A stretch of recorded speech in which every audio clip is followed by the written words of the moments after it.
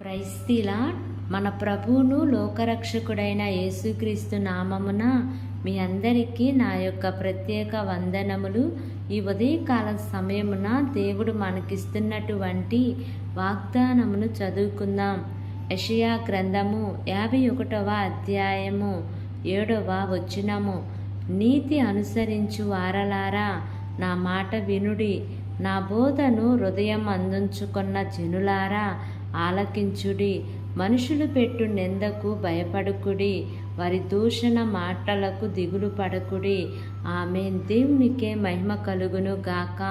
ఈ ఉదయకాల సమయమున దేవాది దేవుడు ఈ యొక్క వాగ్దానము ద్వారా మనందరితో మాట్లాడుతూ ఉన్నారు. ఈ యొక్క వాక్యమును మనం జ్ఞాపకం చేసుకుంటే, దేవుని నీతి నిత్యము నిలిచేది.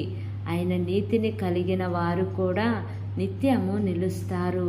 లోకము, పరిస్థితులు, రోగము, సాతాను, మనుషులు మనల్ని బాధించటానికి, మనల్ని కృంగజేయడానికి ప్రయత్నాలు చేస్తూ ఉంటాయి.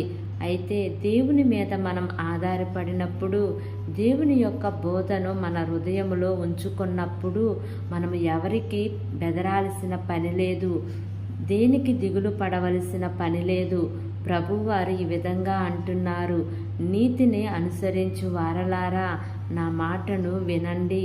నా బోధను మీ హృదయమందు ఉంచుకుంటే మీరు మనుషుల యొక్క నిందలకు, పరిస్థితులకు భయపడవద్దు అని ప్రభు మాట్లాడుతూ ఉన్నారు.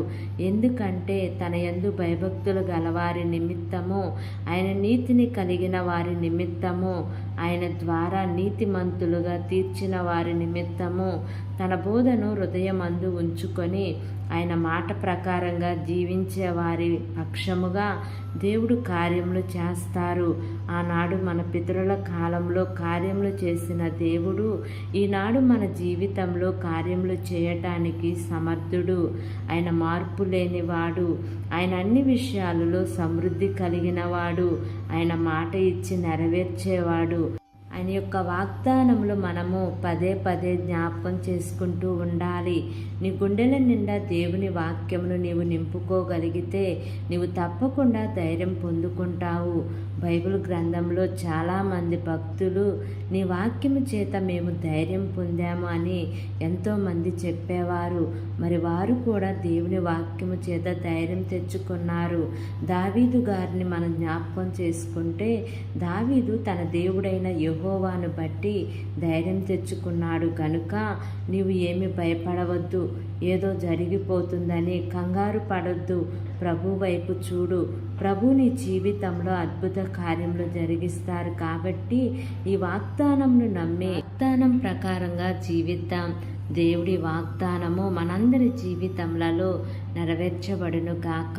ఆమేన్. ప్రార్థన చేసుకుందాం. ప్రేమ కలిగిన యేసయ్యా, కృప కలిగిన దేవా, నీకు వందనాలు తండ్రి. నీకు స్తోత్రములు ప్రభువా. ఇంతవరకు నీ కృపలో మమ్మల్ని కాచి కాపాడిన విధానాన్ని బట్టి నీకు వందనాలు తండ్రి. ఈ ఉదయకాల సమయమున మీరు మాకు ఇచ్చినటువంటి ఇటు వాగ్దానాన్ని బట్టి నీకు వందనాలయ్యా. ఎంతమంది బిడ్డలు ఈ వాక్యమును విని ఈ ప్రార్థనలో ఏకీభవిస్తున్నారు తండ్రి. ప్రతి కుటుంబాన్ని జ్ఞాపకం చేసుకోండియా. నీ మేలుల చేత వారిని తృప్తిపరచమని మిమ్మల్ని వేడుకుంటున్నాను ప్రభా. నా యొక్క ప్రార్థన ఆలకించండి యేసయ్యా. మా దేశమును పరిపాలిస్తున్న ప్రతి అధికారుల కుటుంబాలను జ్ఞాపకం చేసుకోండియా. అయా నా తండ్రి, వారికి మంచి ఆరోగ్యమును దయచేయండియా. వారు చేస్తున్న ప్రయాణాల్లో, వారు చేస్తున్న పనులలో ప్రభా మీరు వారికి తోడుగా ఉంటూ రమ్మని అడుగుచున్నాను తండ్రి. నీ ప్రియబిడ్డలు ఈ దినమున నూతనంగా ప్రారంభిస్తున్న ప్రతి కార్యక్రమంలో యేసయ్యా మీరు ముందుండి నడిపించమని, నా యొక్క ప్రార్థన ఆలకించి అంగీకరించమని నజరేయుడైన యేసు అతి పరిశుద్ధ నామమున అడిగి వేడుకొని పొంది ఉన్నాము తండ్రి. Amen, amen, amen. Praise the Lord. God bless you all.